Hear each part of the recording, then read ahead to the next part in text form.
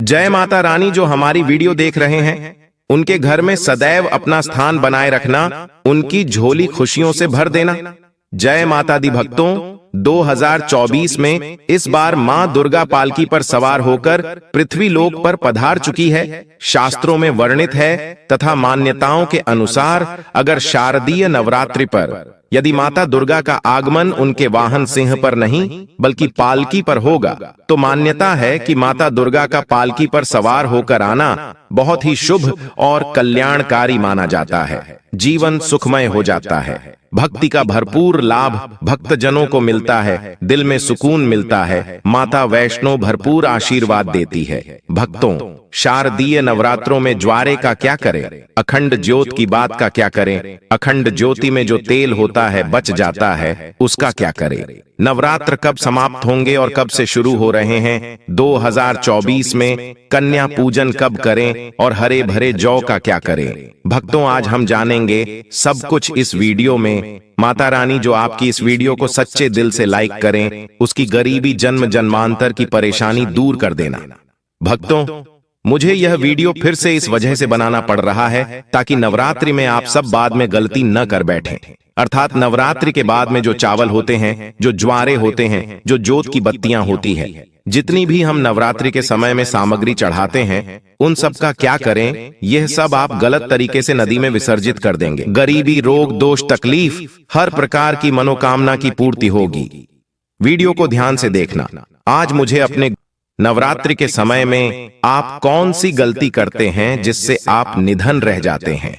तो देखिए, ऐसा कहा गया है कि अधिकतर लोग जो चावल होते हैं, दोस्तों, वीडियो में आगे बढ़ने से पहले आपसे हम निवेदन करते हैं कि वीडियो को ध्यान से सुनेगा और ध्यान से देखिएगा ताकि आप शारदीय नवरात्रि का पूरा लाभ उठा सके और यह जानकारी आगे जाकर आपको और भी उपयोगी हो सके।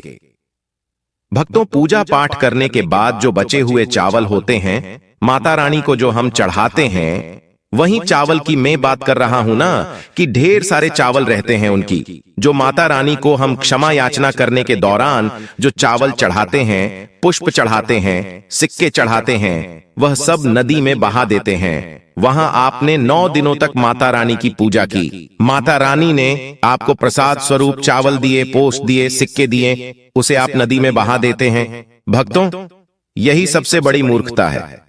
9 दिन का फल आपने क्या किया, सीधे नदी में जाकर के बहा दिया। ऐसा नहीं करना चाहिए। जो चावल होते हैं, मित्रों, पिछली वाली वीडियो में भी मैं आप लोगों को नवरात्रि की जानकारी बता रहा था, उसमें भी बताया है जो नवरात्रि में जो बचे हुए माता रानी के चावल होते हैं, खड़े हुए चावल होते हैं, इन चावलों को आप अपने भंडार में रखें। अन्न भंडार का मतलब जैसे कि आप अपने घर में जो चावल पका करके खाते हैं उसमें डाल दीजिए, कुछ धन स्थान पर रख दीजिए। अब इसके बेनिफिट सुन लीजिए। और जो पुष्प रहते हैं, आप इसे धन स्थान में सुखा करके रखें, अपने पर्स में रखें। जो सिक्के होते हैं, इसे भी धन पेटी या पर्स में रखना चाहिए। अब इसके फायदे सुन लीजिए। जो चावल होते हैं, माता रानी को चढ़े हुए मंत्रों से सिद्ध होते हैं। माता रानी को चढ़े होने के कारण नवरात्रि में माता नव दुर्गा साक्षात स्वरूप में विराजित रहती है।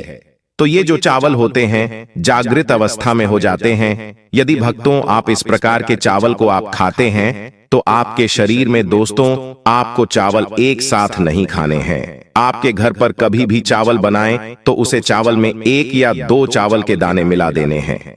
देखिए दोस्तों, इसे होता क्या है कि आपके शरीर में इस चावल को खाने के बाद रोग, दोष भी आदि किसी भी प्रकार की जो आपके शरीर में कष्ट है, शारीरिक पीड़ा है, मानसिक पीड़ा है, वह दूर हो जाती है। और भक्तों, माता रानी की आपको कृपा प्राप्त होती है। माता रानी की कृपा से शरीर में एक ऐसी ऊर्जा उत्पन्न होती है जिस ऊर्जा से आप अपने आप को स्वस्थ करते हैं। का सामान जरूर चढ़ाते हैं और श्रृंगार का सामान चढ़ाने के बाद इसे आप लोग नदी में बहा देते हैं या फिर अन्य को दे देते होंगे। तो ऐसा आपको नहीं करना है। जो श्रृंगार का सामान आप चढ़ाते हैं, माता रानी के लिए 9 दिन के बाद इस श्रृंगार के सामान को आपके घर की जो शादीशुदा महिलाएं हैं उन्हें देना चाहिए। इससे क्या बेनिफिट होता है?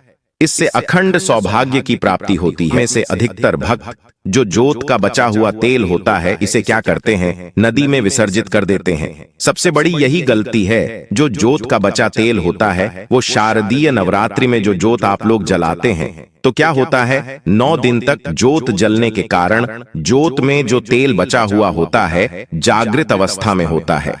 और भक्तों, जागृत चीज ही अपना पूर्ण से प्रभाव दिखाती है। आपने देखा होगा सभी मूर्तियों की पूजा नहीं होती। जब कुम्हार मूर्ति बनाता है या फिर पत्थर वाले जो कारीगर मूर्ति बनाते हैं तो उस मूर्ति की पूजा नहीं होती। उसी मूर्ति की पूजा होती है जिसकी प्राण प्रतिष्ठा अपने शरीर में जहां दर्द होता है उन हिस्सों पर लगाइए। तो आप अपने जो शरीर के आपको 7 हिस्सों में लगाना होता है। तो शरीर पर कैसा भी तंत्र विकार लगा है, किसी ने काला जादू, भयंकर काला जादू कर दिया हो तो यह माता रानी की साक्षात कृपा होती है। तत्काल देखना, 5 मिनट में आराम मिलेगा। आज हमें हमारे गुरु के द्वारा इस वजह से प्रेरणा मिली कि यह जानकारी समाज में बताई जाए। इस जानकारी से आपका भला होगा। अब जो आपको किसी तांत्रिक या ओंझा के पास जाने की जरूरत नहीं पड़ेगी। इनके चक्कर आपको लगाने की जरूरत नहीं है। आपको 1 साल के लिए जोत का बचा हुआ तेल बचा कर रखें।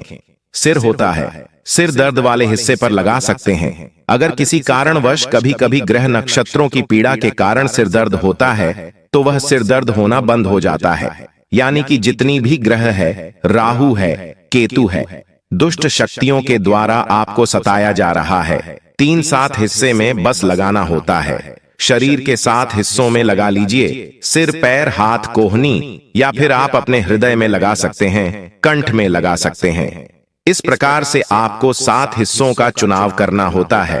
तो कैसी भी आपके जीवन में परेशानी हो, शरीर में शारीरिक पीड़ा हो, सारी पीड़ा दूर हो जाती है। भक्तों, चलिए मैं आप लोगों को बताना चाहूंगा। नवरात्रि में अगरबत्ती आप जलाते हैं या फिर आप गोबर के कंडे जलाते हैं या फिर आप माता रानी के लिए जो भी चीजों को जलाते हैं तो भक्तों, भस्म का क्या करना चाहिए। जलाने के बाद जो अंतिम चीज होती है वहां चीज भस्म होती है।